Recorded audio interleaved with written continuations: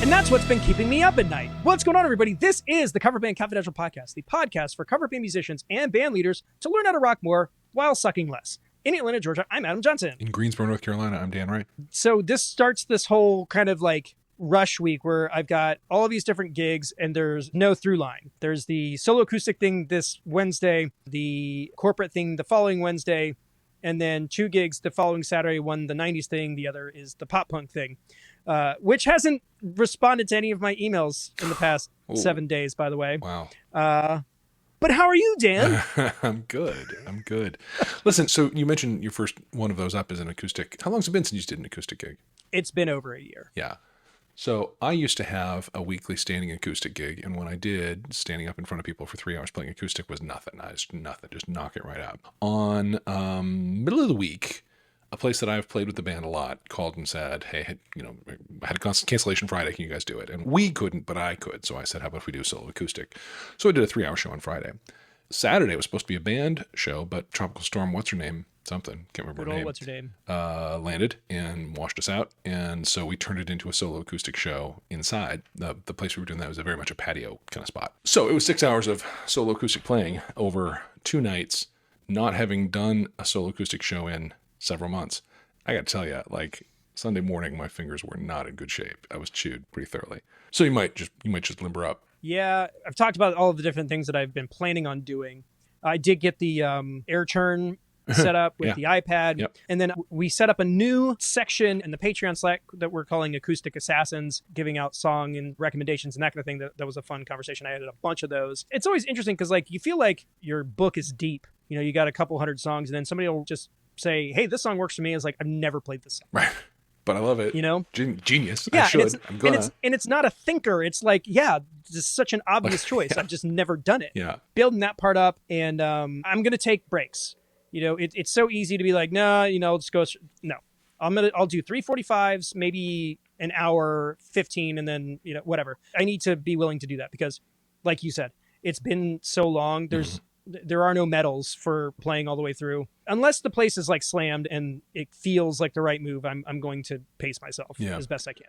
Yeah. My second show, which was rained out, essentially. I mean, it was indoors and there were a dozen people there when I rolled up. I did not take a break in that because it was pretty clear that if the energy stopped, the room would just empty. Yeah. It went from a dozen at the beginning of the night to, 6 or 8 at the end of the night. So I kept some of them around. And, as I booked this, was talking with the manager who had booked us and was talking about what's the fallback plan with rain. And this is the place where I played the karaoke a couple of months ago, and the take at the bar was not sufficient for them to feel like they needed to jump into a weekly with me. Mm-hmm. And I said to her right out loud, are you sure you even want to do it, given the weather? Being out of pocket to me for 2 bummer nights is not a great look. I'd rather not. Exactly. Yeah. And she said, no, I'd rather have music. It's fine. So great. Went and did it. And we had a fun time. It was a really good time. And I used my request system, which is the karaoke app that I have, but with the karaoke functions turned off, people can just send me requests. Mm-hmm. Somebody requested, and I don't know why I have it on my list. I need to take it off. I put it on at somebody's request one time and learned it for that date, but it was a pandemic ago. The song was All Out of Love, Air Supply. And I pulled it up in Band Helper and I had nothing. And the guy had tipped me $5 on it. I was like, listen, I'm sorry. I can't be anything else. Pick anything else. And he said, all right, how about something by Sting? I was like, oh, I got this. Yeah. Okay. Yeah. So I played him like 3 Sting songs through the rest of the night to make up for not having Air Supply for him. Right on. Yeah. Well, sometimes you got to know when to hold them and know when to fold them. Yes. Now, every time I think of All Out of Love, there was an SNL sketch where it's Will Ferrell and Chris Kattan as Air Supply singing a Thanksgiving song to the tune of All Out of Love. And so it's like, it's Thanksgiving. None of the words rhyme. And at the end, they just start making out with each other. What I could create for you of that song right now is only the part that was on the commercial for the compilation tape that had it when I was a kid, that was on the commercials all the time. Just like the first 2 lines of the chorus. But that's all I have. I Am So Lost Without You. There's that. But apart from that, I have nothing of that song. See, even that. It's in there. Yeah. I've got a little bit of it, but yeah, I haven't thought about this in a while. Or this is a song that I know, but I don't know it.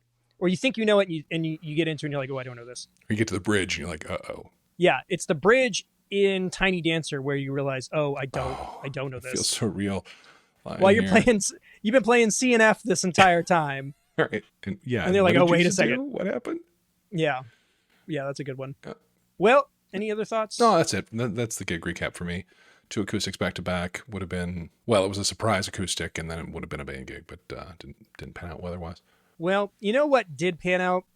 Tell me. This week's review. Oh, yes. This one comes from user ACYSG on Apple Podcasts. It's a solid resource. I'm just starting to dig into past episodes on this informative conversation between two upbeat professional musicians whose expertise has me considering aspects of improving my band in ways I would not have thought of on my own. Excellent. I dig the natural, relaxed personalities of Adam and Dan. If he only knew. The natural, relaxed part is definitely a facade. They're not trying to crack up the audience. True. Because we're not very good at They're it. trying to crack each other up. They don't clutter the show with dopey routines or annoying repetitive inside jokes. Just useful stuff. Thanks, fellas. My wife would not necessarily agree with that. But big thanks to ACYSG for the kind words. If you'd like to send us a kind word, you can do it by leaving a 5-star review on the podcast platform of your choice. I got a dad joke for you. Okay. You ever tried blindfolded archery? I can't say that I have. Oh, you don't know what you're missing. My kid said one this past week. I hired a handyman and I gave him a list of things to do. And when I got back, he had done jobs 1, 3, and 5. It turns out he only does odd jobs. That's good. Anyway, so this week we got 2 things we wanted to get into. One of them is a super thoughtful, useful subject about getting involved in your local music scene. And the other one is a piece of gear. Now, we have talked about gear off and on. It's not necessarily something that we dig into all the time. But when something that I think is super valuable and important to our community comes out, I feel like we need to address it. So, and to be clear, one of the pieces of feedback we got on the survey was that we're very guitar oriented in our gear talks. And so here you go. Yeah. Not necessarily a dig or a what have you, but this is what we are covering this weekend. Yeah. So a couple of months back, we talked about this new product that Headrush released called the Headrush Prime. And it was this big old board. Yep. It had a bunch of bells and a bunch of whistles. And we were kind of stoked about the prospect of it. I feel like there were some cons, but lots and lots of pros. Yeah. The 2 big things that we were a little hesitant on were primarily the size and the cost, because they were both large or larger than some of the competition. Well, this week, Headrush released a brand new product, and they call that the Headrush Core. And all of the things that we were saying, like when we reviewed the original product, it was, this is a solo gig dream device. I wish it wasn't the size of my coffee table. Right. Because it's bigger than a full-size Helix. Yeah. Well, the Headrush Core is exactly what we were looking for. It is the exact same brains, the same size touchscreen, all of the stuff that the Prime has in a smaller footprint. Yep. It's a little bit bigger than the Quad Cortex. Yes. And maybe slightly smaller in kind of space than the HX Stomp XL.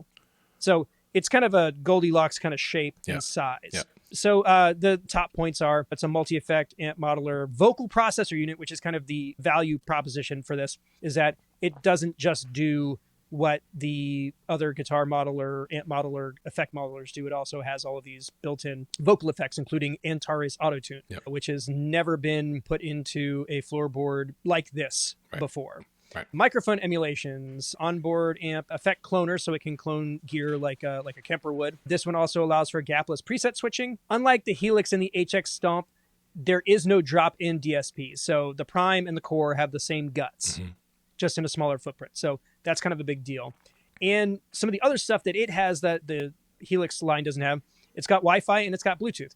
Yeah. So you can use that to onboard new presets and IRs. You can use it to import songs. Download got updates. kind of, and it allows you to slow audio files down, modulate them, loop sections. Like, it's a very feature-rich product. Yeah, the looper in it is top-notch. And as far as the differences, because it can't all be good. There's no expression pedal, which the Prime has, and you only have 5 switches versus the 12 on the Prime. Yeah. That being said, Headrush is also selling a standalone expression pedal that you can add to that unit for a reasonable amount of money. And then you're looking at prices. You're looking at $9.99 versus $12.99. So I'm impressed. Me too. I think it's rad. When the Prime came out, I couldn't find evidence that the 2 vocal effects that I most need, I use just a little auto tune, not strong, but Yeah. just a hint. And then vocal harmony I lean on heavily in my acoustic shows. Yeah. Same. And what I want is chromatic auto tune. I want it to pull me to the nearest Mm-hmm. chromatic note if I need the help. And I want the key of the harmonizer set by the guitar. Yep. That's how I currently have it set up in my TC Helicon Voice Live Play, and it's working fine. And I was not able to find evidence that the Prime could do that. Nobody answered my questions about that. There were no demo videos that showed those things happening. But with the Core, I did finally see a demo of the vocal effects that showed that that setup is possible. So that settled my one question about it. For me, it's troubling. This device is troubling for me. It's a budgetary problem.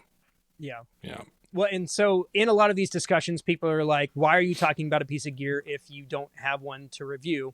And the reality is that we're just not cool enough for companies like Headrush to send them to us. Yeah. But if you want to see a fantastic walkthrough of that product, Andertons did a phenomenal demo.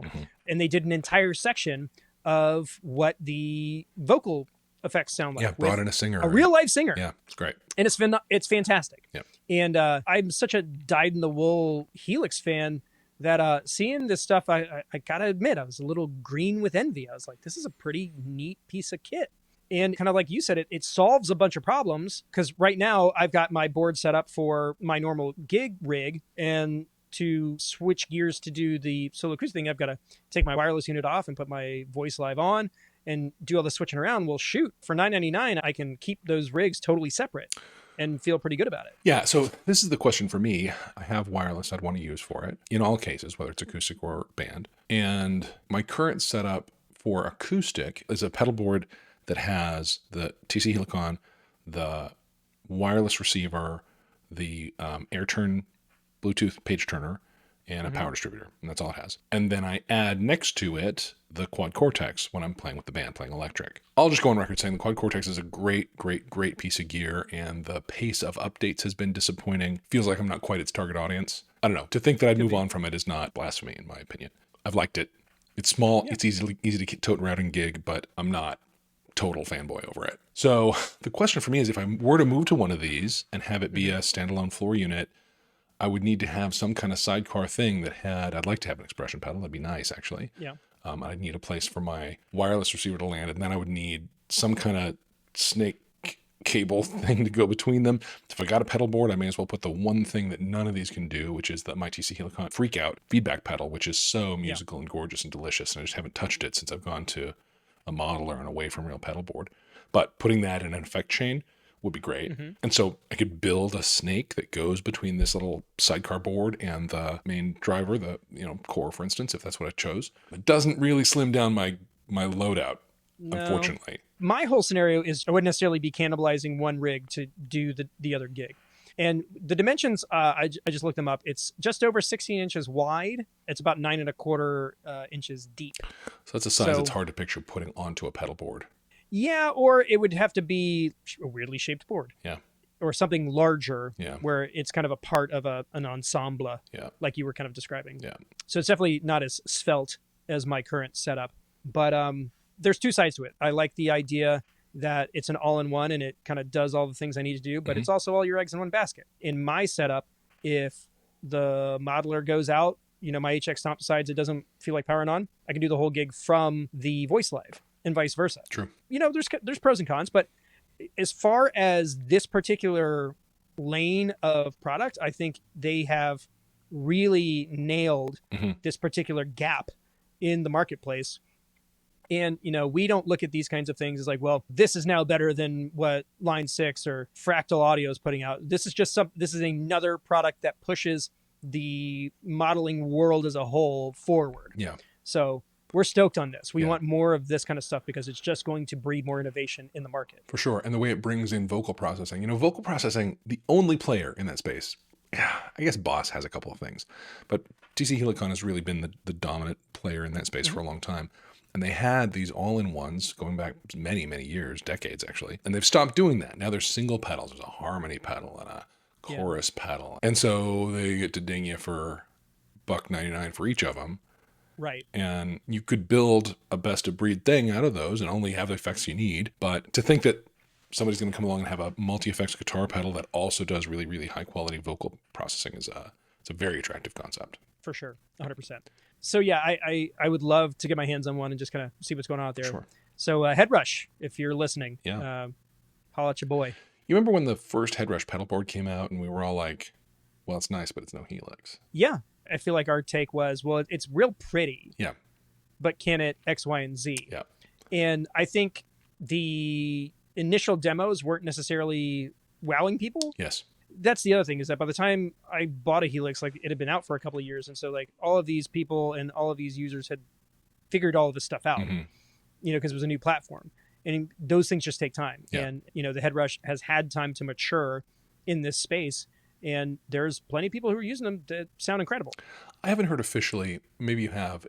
Now that Core and Prime are out, is the original Headrush sunsetted? Is that... So Headrush has the pedal board, which is kind of like their flagship Helix style product.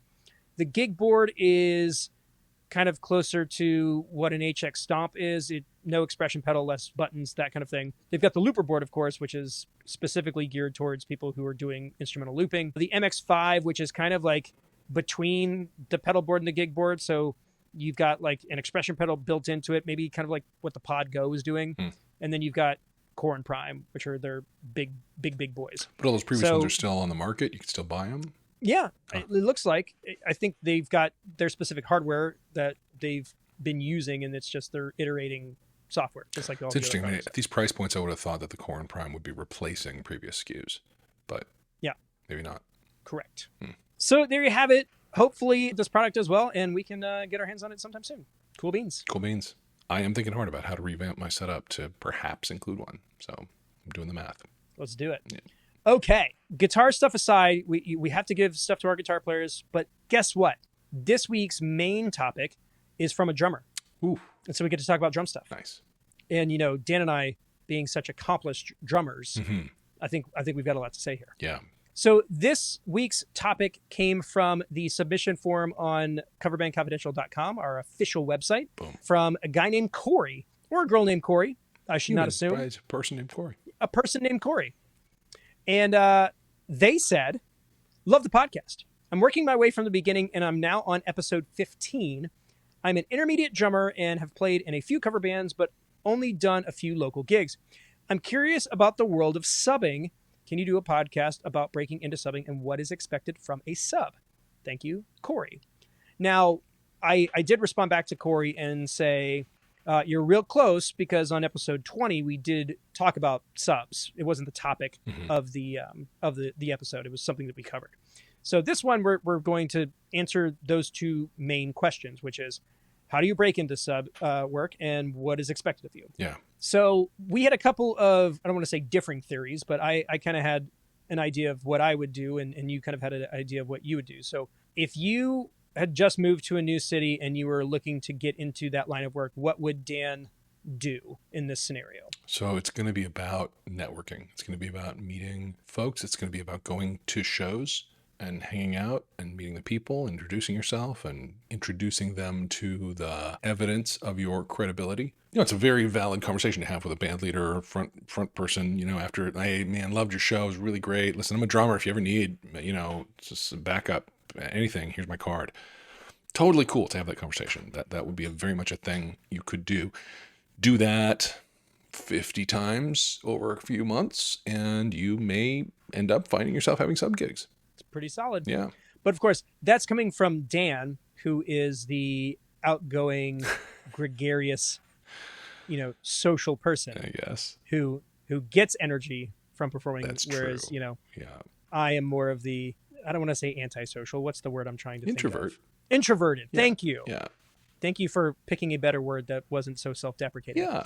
I'm an introverted person, and the idea of doing that is a bit more difficult, but I have my own kind of suggestion on how to do this. It doesn't necessarily require you going out and meet space, but I think FaceTime is always going to be more impactful. You're going to have a higher likelihood that people will follow up with you if they see you out and about. So do not discount that. This is just another suggested path of doing that. And of course, I'm going to talk about social media marketing. How about that? So the idea there would be, let's say in Corey's case, they want to be a drummer in this particular market. When you are trying to become a sub, you have to know a lot of songs and you have to have a very wide book, because ultimately, if you get that call, you have to be able to onboard all of these tunes, maybe short notice, or maybe you have a bit of a on-ramp to get yourself familiarized.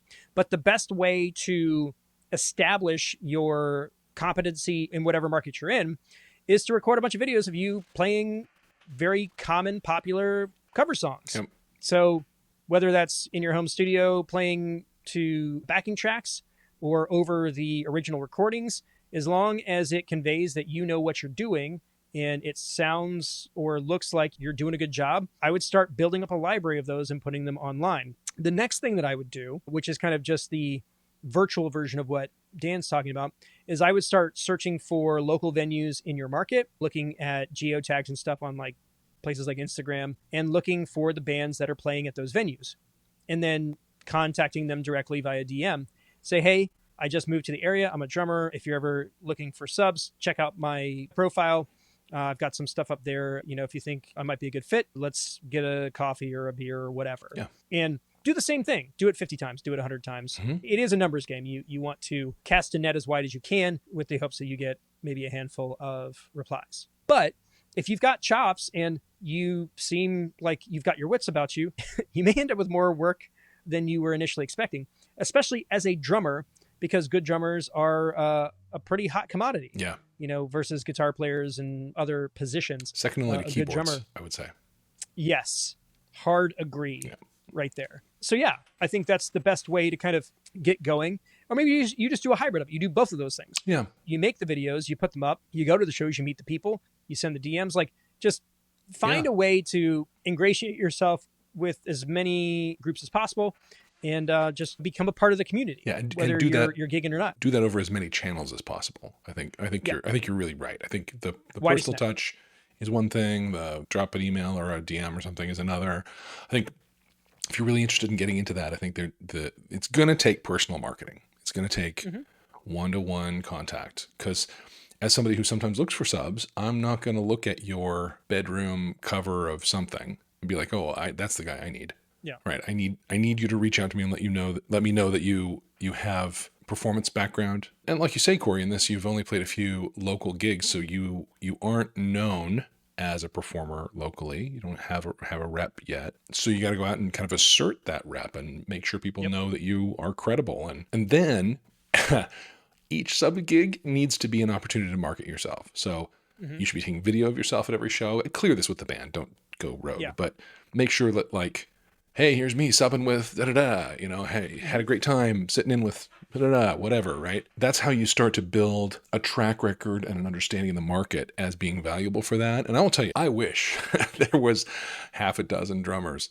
in my market who were like super great drop-ins. Boy, now my drummer's very, very reliable, but in any moment he wasn't, it'd be great if I had a little local book of drummer friends who could just pop in. It'd be so great.